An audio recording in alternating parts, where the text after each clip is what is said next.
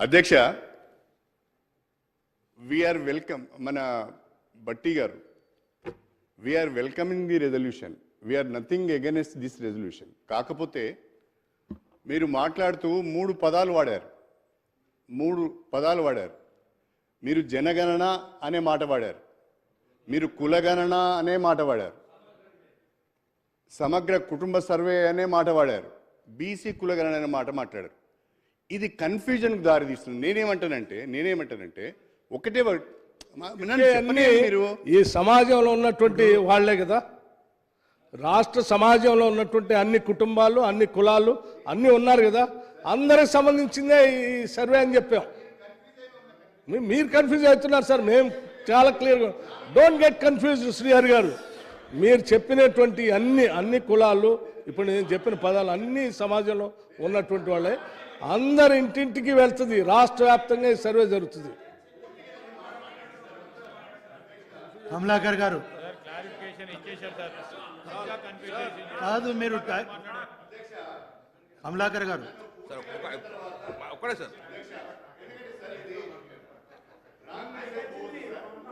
సభలో ఉన్నారు, అందుకని నేను అంటున్నా అధ్యక్ష రాంగ్ మెసేజ్ పోవద్దు.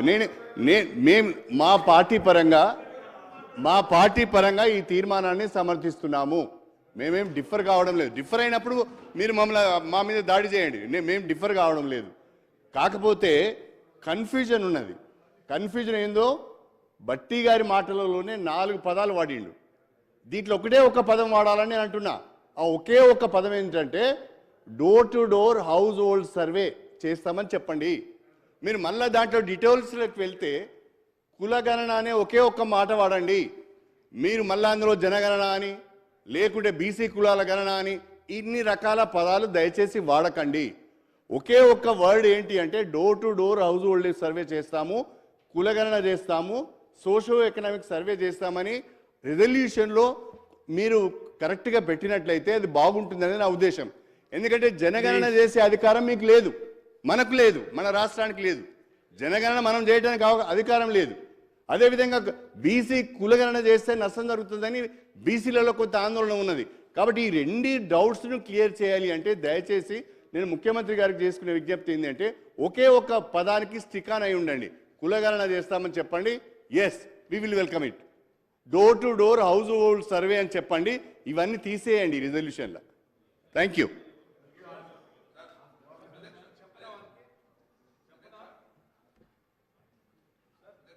నేను ఇప్పుడు శ్రీహరి గారు కమలాకర్ గారు మీరు చెప్పిందే ఇందులో ఉంది కదండి, మీరు కన్ఫ్యూజ్ ఎందుకు అవుతున్నారు నాకు అర్థం కాదు.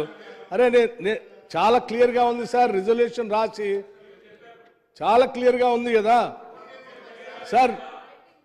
Comprehensive door to door household survey is there clear.